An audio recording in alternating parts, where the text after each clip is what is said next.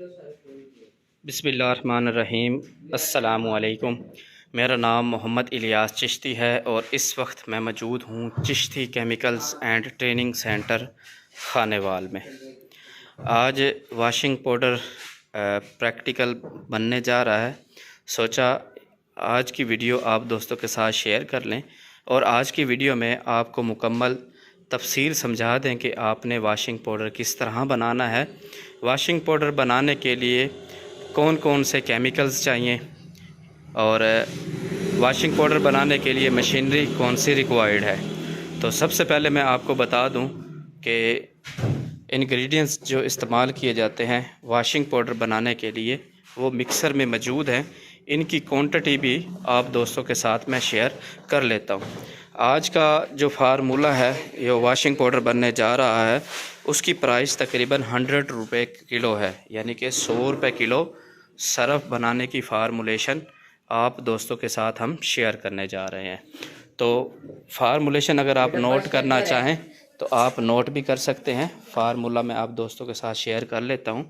ये फार्मूलेशन है, इसमें 36 किलोग्राम रिफ़ाइन साल्ट है, 5 किलोग्राम सोडा ऐश है, 1 किलोग्राम ग्लाबर साल्ट है, 1 किलोग्राम TSP है, 1 किलोग्राम रंगीन दाना है, 3 किलोग्राम UT बेस पाउडर है, 3 किलोग्राम सल्फ्यूरिक एसिड है, 1 किलोग्राम शैम्पू बेस और 200 ग्राम खुशबू यानी कि फ्रेगनेंस है।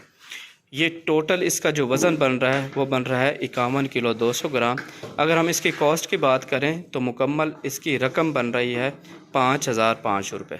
ठीक है, तो ये तकरीबन 100 रुपये किलो सरफ़ बनने जा रहा है। ठीक है, सरफ़ बनाने के लिए हमें मशीनरी कौन सी रिक्वायर्ड है, तो सबसे पहले मैं आपको बता दूं कि सबसे पहले हमें मिक्सर मशीन चाहिए। मिक्सर मशीन 40 किलो वाली भी होती है, 50 kilo, 70 kilo, 100 kilo, 200 kilo, 500 kilo और 1000 किलो। ये मिक्सर जो हमारे पास मौजूद है इसकी कैपेसिटी 70 किलोग्राम है। 2 HP मोटर लगी हुई है, ये सिंगल फेस घरेलू बिजली पर चलती है। इसके शाफ्ट स्पैरल मुकम्मल स्टील में बने हुए हैं और इसके अंदर इंग्रेडिएंट्स मौजूद है, यानी कि ड्राई फार्म में जो हमारे पास फार्मूलेशन के मुताबिक इंग्रेडिएंट्स था वो हमने वाशिंग पाउडर मेकिंग मशीन के अंदर डाल दिया है ताकि इसको हम अच्छी तरह से मिक्स कर लें। और तरीक़ाकार भी यही है कि जो ड्राई फार्म इंग्रेडिएंट्स होते हैं उनको स्केल करके मशीन के अंदर डाल दिया जाता है और इसको अच्छी तरह से मिक्स कर लिया जाता है।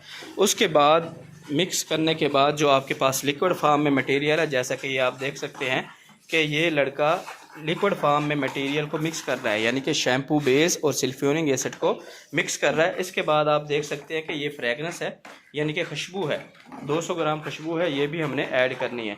तो ये पेस्ट बन रही है, तो ये पेस्ट भी आप इसी तरह से तैयार कर सकते हैं।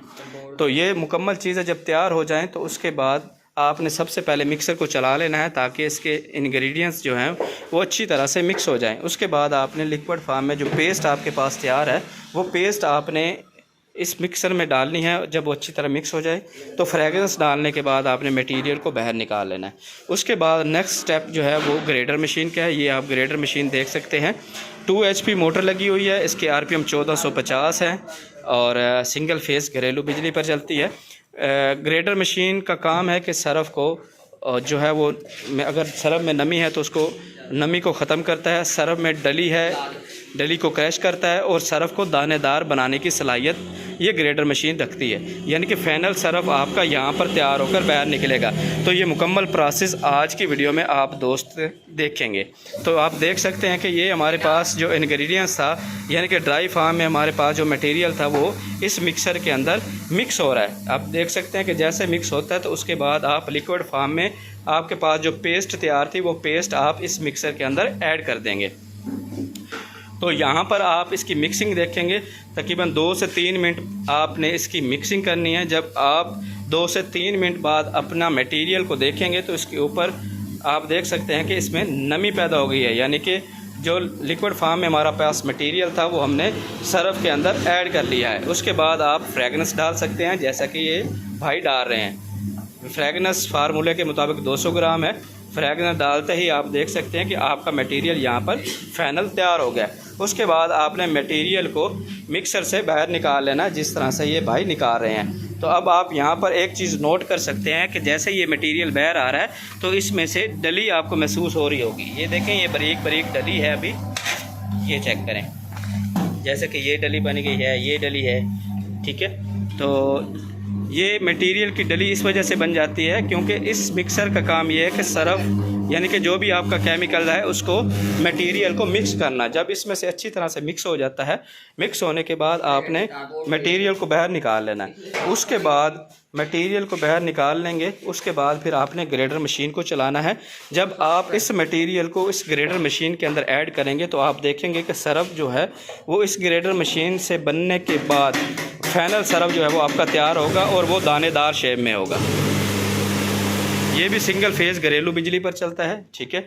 और आपने इसको चलाना है। चलाने के बाद फिर आपने इसमें सरफ ऐड करना है। यहाँ से आपने सरफ को उठाना है, यहाँ से, और इसमें ऐड कर देना है। जैसे आप ऐड करेंगे आप नीचे से देख सकते हैं कि सरफ ग्रेडिंग होना शुरू हो गया है। चल बेटा मिक्सर की सफाई करो आप।